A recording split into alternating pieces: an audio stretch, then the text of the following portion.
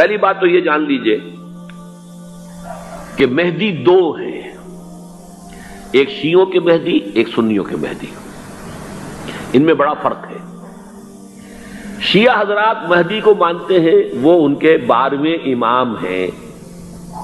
ان کے عقیدے کے مطابق انہیں پیدا ہونے کے فوراً بعد اس اندیشے سے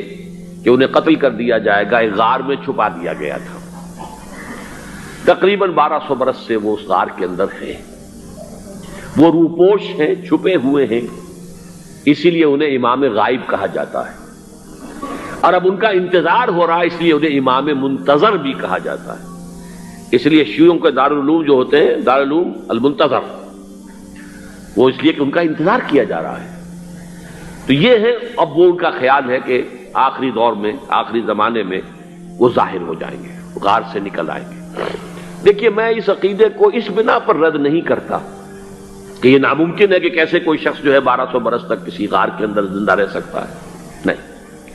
میں سمجھتا ہوں ممکن ہے۔ 300 برس تک اصحاب کہف رہے کہ نہیں رہے؟ سوئے رہے۔ 300 ایئرس ہم مانتے ہیں۔ حضرت عیسیٰ اسی حیات ارضی کے ساتھ 2000 سال سے موجود ہیں آسمان پہ کہ نہیں ہے؟ آپ کو معلوم ہے حضرت عزیر 100 برس تک مرنے کے بعد دوبارہ زندہ کر دیے گئے۔ فَأَمَاتَهُ اللَّهُ مِئَةَ عَامٍ ثُمَّ بَعَثَهُ۔ تو ناممکنات میں سے کوئی سوال پیدا نہیں ہوتا، لیکن یہ کہ آیا کوئی امامت معصومہ کا تصور قرآن اور حدیث سے ہمیں ملتا ہے؟ پھر یہ کیا یہ موروثی امامت کہ حضرت علی کی نسل جو حضرت فاطمہ سے چلی ہے اسی میں یہ امامت ہوگی؟ اس کے لیے ہمارے پاس کوئی دلیل نہیں ہے، ہم اس کو تسلیم نہیں کرتے۔ ہم تو سمجھتے ہیں کہ معصومیت ختم ہو گئی محمد الرسول اللہ صلی اللہ علیہ وسلم پر، خاتم المعصومین ہے محمد الرسول اللہ۔ اب ان کے بعد تو اجتہاد ہے اور خلافت ہے، عام معاملات میں اجتہاد ہوگا، نظام خلافت کا ہوگا۔ تو ہمارے نزدیک جو میں جس مہدی کا نام لے رہا ہوں وہ مہدی ہے جو ایک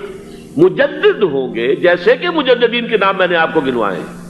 مجدد الفسانی ہو، شاہ ولی اللہ ہو، سید احمد بریلوی ہو، شیخ الہند ہو، ایک ہوں گے انسان جو پیدا ہوں گے انسانوں کی طرح عام طور پر اپنی عمر کو، پختگی کو پہنچیں گے، پھر وہ سامنے آئیں گے منظر پر، پھر وہ کام کریں گے، قیادت کریں گے، عرب میں ان کا ظہور ہوگا۔ دوسری بات یہ نوٹ کر لیجئے حضرت مہدی کے بارے میں، ہمارے ہاں احادیث کے جو مجموعے ہیں ان میں جو ٹاپ کے 2 مجموعے ہیں ان میں کہیں حضرت مہدی کا ذکر نہیں ہے، نہ صحیح بخاری میں نہ صحیح مسلم میں، لیکن ہم اسے نظر انداز نہیں کر سکتے کہ صحائح ستہ کی بقیہ 4 کتابوں کے اندر موجود ہیں، لہذا نظر انداز نہیں کر سکتے، اگنور کرنا ممکن نہیں ہے۔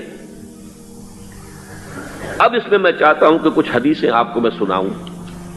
جن میں حضرت مہدی کا تذکرہ کیا گیا ہے۔ پہلی ہے وعن عبداللہ ابن مسعود قال قال رسول اللہ صلی اللہ علیہ وسلم، حضرت عبداللہ ابن مسعود سے روایت ہے، وہ فرماتے ہیں کہ حضور نے ارشاد فرمایا لا تذهب الدنيا حتى يملك العرب رجل من اہل بیتی، یہ دنیا ختم نہیں ہوگی جب تک کہ عرب پر میرے اہل بیت میں سے ایک شخص کی حکومت قائم نہ ہو۔ اور آپ کو معلوم ہے کہ آج تک عرب پر حضور کے اہل بیت کی کوئی حکومت قائم نہیں ہوئی، اور جب قائم ہوئی بھی تھی حضرت علی کو اگر شمار کیا جائے، اس لیے کہ حضور نے وہ جو مشہور واقعہ ہے کہ ایک چادر میں لے لیا تھا حضرت علی کو اور حضرت فاطمہ اور حضرات حسنین کو، اللہم ہؤلاء اہل بیتی، اے اللہ یہ بھی میرے اہل بیت ہیں۔ تو حضرت علی کی بھی حکومت منعقد نہیں ہوئی، پورے عالم اسلام پر ان کی حکومت نہیں تھی، اس لیے کہ شام اور مصر دونوں صوبے جو ہیں